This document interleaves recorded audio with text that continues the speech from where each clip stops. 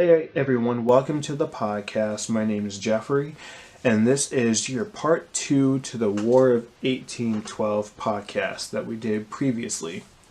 I just kind of want to do a recap of what we talked about the previous time. First off, we started with the causes of the Treaty of Paris and the reasons that we went to war with the British. We then moved into the U.S. military strength, and we ended with the major conflicts that happened during the war.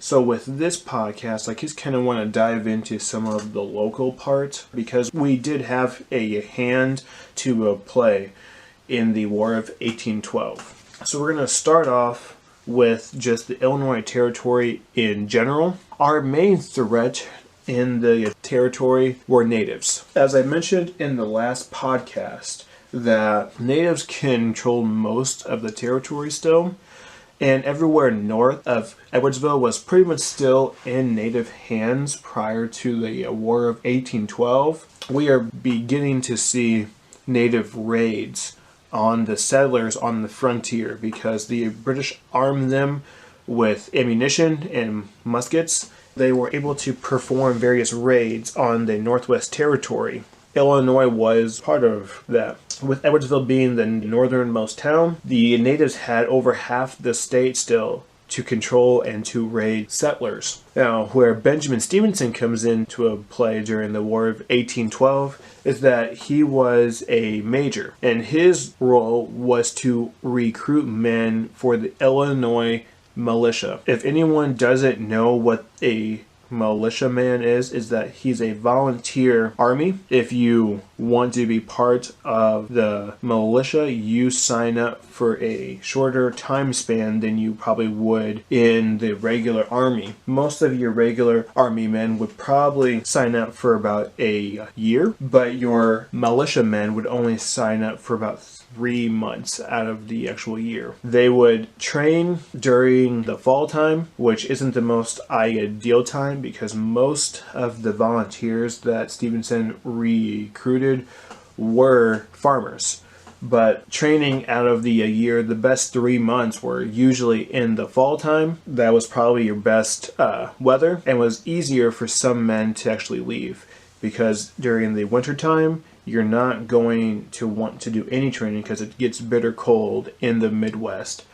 During the summertime, it gets very hot and you're not going to want to lose troops to exhaustion. And then springtime, most farmers are not going to volunteer because they are in their planting season. You can at least hire someone or your family to help during the harvest season, but having to try and do planting, that usually falls onto the main farmer himself. Now, not all of the volunteers were farmers. You had all trades and walks of life volunteering for this army. In Illinois, we had a good amount of militiamen sign up, but the goal was to prevent Native American raids. So what Ninian Edwards did as territorial governor was he established a series of blockhouses about every 5 to 10 miles from the Mississippi River to the Wabash River. These blockhouses were meant for anyone who was being raided, that they could go to this blockhouse, and then the militiamen could go into the blockhouse itself and put all of the animals in the stockade. And the main part of a blockhouse is that it was raised up with holes in the bottom so you could actually shoot down on your enemies. So the natives would actually have to try and get up into this blockhouse, and the men could actually shoot the natives from below in those holes. Now, near Edwardsville, we had 3 companies. One was ran by Captain William Whiteside, who had an infantry unit. He had about, I would say, 30 to 50 men. And then the second one was Captain William Jones, who was also an infantry unit, and he had about 30 to 50 men. But the last one was Captain Samuel Judy, and he had a mounted spy company, which means that they were on horseback, and these were about 20 men, and they were meant to go patrol the area between the blockhouses to see if anything happened or if there were raids going to start. That was the bulk of the Edwardsville militiamen. As I had mentioned, most of the recruits were farmers, and going back to the major differences between the militia army and the regular army is that militiamen were volunteers, and they again had different walks of life. So you could have tradesmen or store clerks or something else joining up, but the bulk would have been farmers. Your militia army didn't have the same equipment as the regular army did. Your volunteer army brought what they had. So if they didn't have a rifle, they would bring their musket. Some did have rifles, but if they didn't, then there's no big deal because you just would have brought your own weapon with you. And as I had mentioned, they only trained 3 months out of the year during planting season. But the major reasons why they joined were to protect their land from the raids.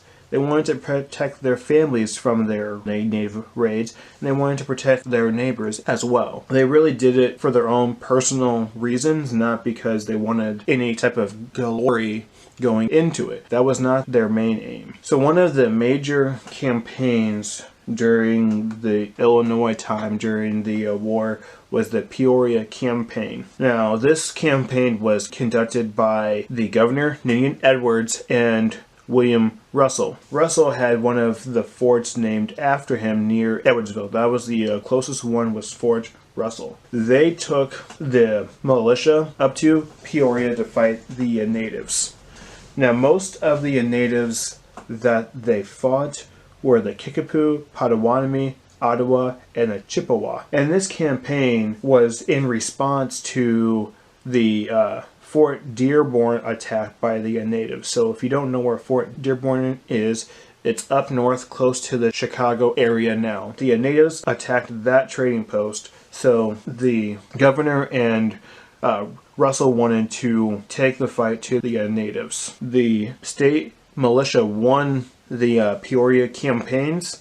They displaced most of the natives who came to fight them, and they moved them further west from Peoria. So after the war, some of those natives were pushed into Iowa and Missouri. Some of the other campaigns that went on to try and get rid of other ones were up by the Rock Island area. That further pushed some of the natives out of the area. All of the natives would not be pushed out of the area until the Black Hawk War. Some of the people who were displaced at the Peoria campaigns joined this Black Hawk War because they were still angry about what the militiamen did at that point. A lot of the actions in Peoria led to natives joining the Black Hawk War in 1832, which mainly fought the Sauk. Black Hawk was the main leader and who agitated that war because he was fighting to keep the lands that they once owned. The natives would eventually lose the Black Hawk War as well, and they were pushed further over into the west of the Mississippi. That kind of wraps up the Illinois part of the campaign. I kind of want to move into some of the important effects of the War of 1812. One of the biggest thing, the British burned Washington, D.C. and the White House. As far as I know, that you can still see some of the burn marks in the White House now. One of the other key things was the defense of Fort McHenry, where the British bombed the fort for 25 hours. That had a lasting effect because Francis Scott Key was on one of the ships in the harbor watching the fort being bombarded. During the Battle of Baltimore, which is the same event, Key wrote his poem Defense of Fort McHenry.